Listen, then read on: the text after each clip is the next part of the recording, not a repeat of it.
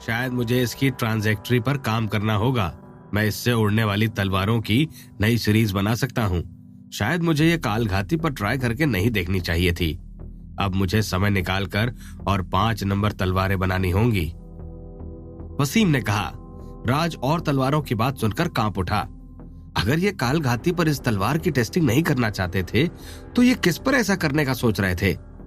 यहाँ मैं, टफी और गुलगुले के अलावा तो और कोई भी नहीं है। राज ने मनीमन सोचा।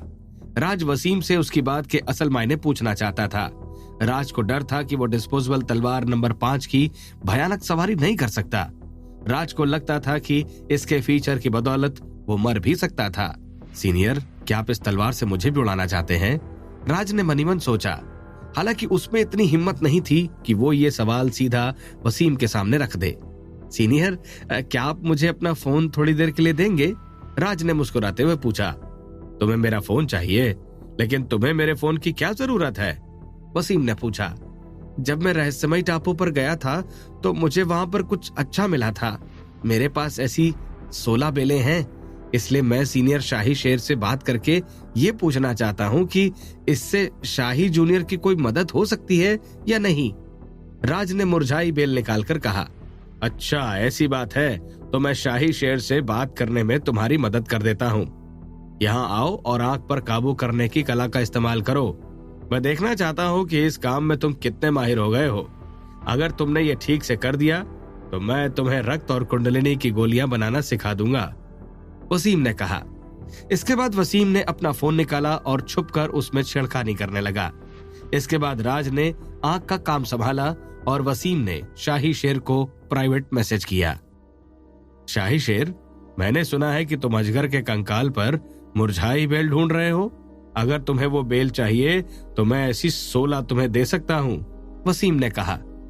सीनियर, अभी आप कहाँ हैं? शाही शेर ने पूछा। मैं बंगाल की खाड़ी के पास एक टापू पर हूँ। मैं तुम्हें अपनी लोकेशन भेजता हूँ, वसीम ने कहा। इसके तुरंत बाद ही उसने शाही शेर को लोकेशन भेज दी। मिल गई, मैं अभी आपके पास पहुंचता हूँ, शाही शेर ने कहा। ठीक है, मैं तुम्हारा इंतजार करूंगा। तुम्हारी प्रोफाइल पिक्चर काफी बढ़िया है। चलो, अब सीधा टापू पर मिलना होगा, वसीम ने कहा। शाही शेर ने भी वसीम की अतरंगी तस्वीरों में से एक की प्रोफाइल पिक्चर बनाई हुई थी। वसीम का ये मैसेज पढ़ते ही शाही शेर के पसीने छूट गए। हालांकि इसके बावजूद भी शाही जूनियर की खातिर शाही शेर टापू की तरफ बढ़ गया। ठीक है, हो गया। मैंने शाही शेर को बेलों के बारे में बता दिया है। वो जल्द ही यहाँ आ जाएगा, वसीम ने कहा। शुक्रिया सीनियर, राज ने कहा। अरे कोई बात नहीं, मैं शाही शेर के स्वागत के लिए छोटा सा तोहफा बना लेता हूँ। तुम खाना तैयार करो। तुम्हारा आग पर अच्छा काबू हो गया है। हम जल्द ही रक्त और कुंडलिनी की गोलियां बनाना सीख सकते हैं, वसीम ने कहा। वसीम जंगल में गया और पेड़ की डाली तोड़ने लगा। इसके बाद उसने डिस्पोजेबल तलवार नंबर 5 बनाई। इसमें मैंने उल्का पिंड का फीचर डाला है, तो अब से मैं इसे डिस्पोजेबल उल्का तलवार नंबर 1 कहूंगा। मैं जल्द ही इसका इस्तेमाल करके देखूंगा। अगर ये सही तरह से काम कर गई तो मैं खुद की उल्काओं की बरसात करवा दूंगा, वसीम ने कहा। इस वक्त प्रोफेसर और बाकी लोग सोकर उठ चुके थे। जल्दी तैयार हो जाओ। सबसे पहले हमें यह जानना होगा कि इन लोगों में कितनी समझ है। जैसे ही हमें ये पता चलेगा हम उसी हिसाब से उन्हें सिखाएंगे, प्रोफेसर ने कहा। करीब 1 घंटे बाद प्रोफेसर, रोहन और गणेश एग्जाम पेपर के ढेर के सामने बेवकूफों की तरह बैठे थे। जंगली लोगों ने बहुत ही घटिया ढंग से हिंदी लिखी थी। वो इतनी घटिया थी कि हिंदी लग भी नहीं रही थी। इतने में ही सभी को समझ आ चुका था कि यह सफर आसान नहीं होने वाला था। मुझे याद है कि उस लंबे आदमी ने हमसे क्या कहा था। उसने कहा था कि अगर ये लोग गलती करें तो इन्हें हाथों पर बेत से मारो। उन्हें इस चीज को बार बार लिखवाओ, रोहन ने सोचने के बाद कहा। ऐसे में तो इन सब की पिटाई होगी, यशी ने कहा। हमें इन्हें सिखाने के लिए अपनी जान झोंकनी होगी, प्रोफेसर ने कहा। हम उन्हें जितना जल्दी सिखाएंगे शायद हमें उतनी ही जल्दी यहाँ से जाने का मौका मिलेगा, गणेश ने कहा। हमने जितना सोचा था कहानी उससे भी ज्यादा पेचीदा है। अब हमें अपने प्लान थोड़े बदलने होंगे। हमें इन लोगों को एकदम शुरू से सिखाना पड़ेगा, प्रोफेसर ने कहा। इस समय तिलिस्मक अपनी टेबल पर बैठा ये सब देख रहा था। अच्छा, तो मैंने इन लोगों को ठीक से सिखाया ही नहीं था, तभी इन्हें इतनी दिक्कत आ रही थी, तिलिस्मक ने कहा। इस समय राज अपनी सारी जादुई टेक्निक की प्रैक्टिस कर रहा था। प्रैक्टिस के बाद वो अपने टेंट में वापस चला गया। टफी और गुलगुले भी टेंट के अंदर थे और समय समय पर बाहर झांक रहे थे। क्या सीनियर वसीम अभी भी डिस्पोजेबल उल्का तलवार नंबर 1 बना रहे हैं? राज ने टफी से पूछा। हाँ, वो 16 तलवारें बर्बाद कर चुके हैं, टफी ने कहा। राज ने देखा तो चारों तरफ लकड़ियां फैली हुई थीं। क्या किसी ने सीनियर वसीम को गुस्सा दिलाया है? क्या हमसे कोई गलती हुई है? गुलगुले ने कहा। मेरी तरफ मत देखो, मैं पिछले काफी दिनों से हर बात सुन रहा हूँ, फिर सीनियर वसीम को गुस्सा कैसे आया होगा? टफी ने कहा। मैं पूरे यकीन से तो नहीं कह सकता, लेकिन शायद इसकी वजह वो फाइल है जो पंखुड़ी ने ग्रुप पर भेजी, राज ने कहा। एक फाइल? उसमें क्या था? टफी ने पूछा। राज अभी टफी को सब कुछ बताने ही वाला था कि तभी आसमान में एक रोशनी दिखाई दी। शाही शेर अपनी तलवार पर उड़ता हुआ उस टापू पर उतर गया।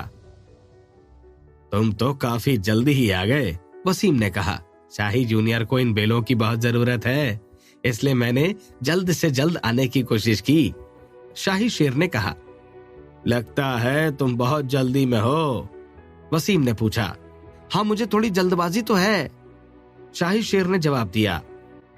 अगर ऐसा है तो मैं तुम्हारा समय बर्बाद नहीं करूंगा। असल में राज को ये मुरझाई बेलें मिली हैं, तुम जाकर उससे बात कर सकते हो, वसीम ने कहा। राज को? उसे आखिर ये कहां से मिली? शाही शेर ने हैरान होकर पूछा। रहस्यमय टापू पर, वसीम ने जवाब दिया। क्या? रहस्यमय टापू पर? लेकिन उसकी तो याददाश्त तो चली गई होगी ना? शाही शेर ने पूछा। ऐसे में तो तुम्हें इन बेलों के बदले राज को जरूर कोई नाम देना चाहिए, वसीम ने कहा। राज ने पहले भी शाही जूनियर की काफी मदद की है, फिर मैं उसके लिए क्या दूं? मुझे समझ नहीं आता। मुझे जितना याद है उस हिसाब से राज की आंख की इंद्री खुल चुकी थी और अब उसकी नाक की इंद्री खुलने वाली है ना? जैसे ही मैं कबीले वापस पहुंचूंगा, मैं उसके लिए कई सारी जादुई गोलियों को ढूंढूंगा जो इंद्रियां खोलने में राज की मदद करेंगी। इसके बाद जैसे ही राज दूसरे लेवल पर आएगा, मैं उसे कुछ खास टेक्निक भी सिखाऊंगा। आपको क्या लगता है, ये कैसा रहेगा? शाही शेर ने कहा।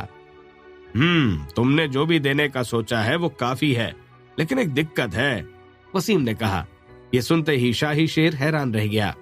राज ने अपनी सभी इंद्रियां खोल ली हैं और अब वो सिद्ध चक्र हासिल करने वाला है। उसे बस रक्त और कुंडलिनी की शक्ति जोड़कर सिद्ध चक्र के पार निकलने की जरूरत है, वसीम ने मुस्कुराकर कहा। क्या? राज अब सिद्ध चक्र के पार निकलने वाला है? आखिर वो ऐसा क्या इस्तेमाल कर रहा है? उसने तो सब कुछ बहुत जल्दी कर लिया, शाही शेर ने पूछा। राज की किस्मत ने उसका बहुत साथ दिया है।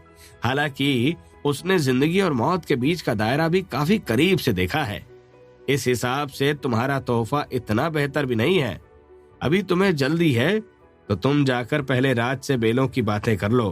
तोहफे के बारे में तुम कबीले जाकर सोच लेना, वसीम ने कहा। राज के लिए एक अच्छा तोहफा ढूंढना वाकई अब मेरा सिरदर्द बन गया है, शाही शेर ने हंसकर कहा। इसके बाद वो राज की तरफ चला गया। राज, आखिर हम दोबारा मिल ही गए, शाही शेर ने राज के सामने आकर कहा। राज के सामने आते ही शाही शेर ने उसकी शक्ति भांप ली, जिससे वो हैरान रह गया, क्योंकि जब आखिरी बार वो राज से मिला था तो तब राज की बस आंख की इंद्री खुली थी, लेकिन इस बात के 1 महीने में ही राज सिद्ध चक्र तक पहुंच गया था। हाँ सीनियर, हम दोबारा मिल गए। ये कुल 16 बेले हैं, आप इन्हें ले लीजिए, राज ने मुरझाई बेल देकर कहा। राज, इसके लिए मैं तुम्हारा शुक्रिया अदा कैसे करूं? शाही शेर ने कहा। सीनियर, क्या शाही जूनियर की हालत में सुधार हुआ? राज ने पूछा। अभी वो खतरे से बाहर है, लेकिन वो बस अपनी ताकत के बूते पर ही रिकवर हो रही है। मैं उसके लिए कुछ नहीं कर सकता, लेकिन अब मैं ये बेले देकर उसकी कुछ मदद कर सकता हूँ, शाही शेर ने कहा। शाही शेर की बात सुनकर राज को थोड़ी राहत महसूस हुई। राज, मैं जल्द ही इस एहसान के बदले तुम्हें कुछ बेशकीमती दूंगा। अभी शाही जूनियर को इन बेलों की बहुत जरूरत है, इसलिए मैं यहाँ ज्यादा देर तक नहीं रुक सकता, शाही शेर ने कहा। हाँ हाँ बिल्कुल, आज जल्दी ही दोबारा मिलते हैं, राज ने कहा। सीनियर, अब मैं चलता हूँ, शाही शेर ने वसीम के पास जाकर कहा। शाही शेर, अब जब तुम्हें जल्दी पहुंचना है तो मैं तुम्हारी मदद करना चाहता हूँ। वसीम ने कहा। सीनियर, इसकी कोई जरूरत नहीं है, मैं अपनी तलवार पर बैठकर काफी जल्दी अपने कबीले पहुंच जाऊंगा। वैसे भी वो यहाँ से ज्यादा दूर नहीं है, शाही शेर ने कहा।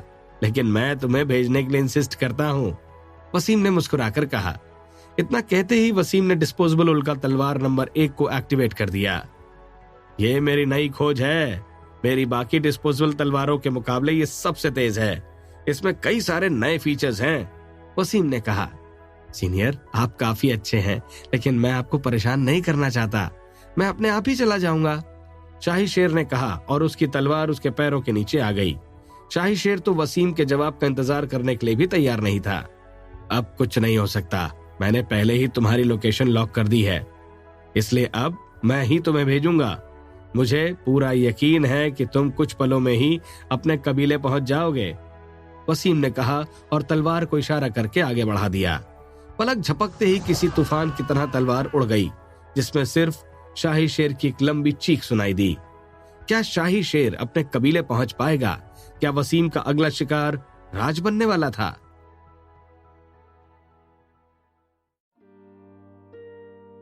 अरे राज, सुनो जरा, वसीम ने अपना फोन किनारे करते हुए कहा। क्या हुआ सीनियर? राज ने कहा। डरने की कोई जरूरत नहीं है, मुझे याद आया कि तुम सिद्ध चक्र के करीब पहुंच गए हो, लेकिन सिर्फ करीब पहुंचना ही इस मामले में काफी नहीं है, वसीम ने मुस्कुराकर कहा। ये तो बात का रुख ही बदल गया, सीनियर का दिमाग बहुत जल्दी जल्दी बातें बदल लेता है। खैर, अगर हम डिस्पोजेबल तलवार के बारे में बातें नहीं करने वाले तो मुझे कोई दिक्कत नहीं है, राज ने मनी मन सोचा। ऐसे में मुझे क्या करना चाहिए? राज ने कहा। सिद्ध चक्र हासिल करना किसी मछली की तरह काम करना जैसा है, लेकिन इसमें तुम्हें धारा के खिलाफ तैरना होगा। अगर तुम ऐसा नहीं कर पाए तो तुम कभी आगे नहीं बढ़ोगे। जितना तुम इस काम के बारे में बेहतर बनोगे, उतना ही तुम्हें इसका फायदा होगा, वसीम ने सीरियस होकर कहा। मुझे धारा के खिलाफ बहकर इसे अपने अंदर महसूस करना होगा। सीनियर, क्या आप ऐसा कहना चाह रहे हैं कि मुझे कोई वाटरफॉल ढूंढकर उसमें तैरने की कोशिश करनी चाहिए? राज ने पूछा। देखो, इसमें थोड़ा तो अंतर है, लेकिन इससे एक मीनिंग ये भी निकलता है, वसीम ने मुस्कुराकर कहा। अच्छा तो ठीक है, यहाँ से निकलते ही मैं कोई न कोई वाटरफॉल ढूंढ लूंगा, राज ने मुट्ठी बांधकर कहा। तुम्हें इतना मोटिवेटेड देखकर अच्छा लग रहा है। असल में तुम्हें धारा के खिलाफ बहने के लिए वाटरफॉल ढूंढने की जरूरत नहीं है, वसीम ने कहा।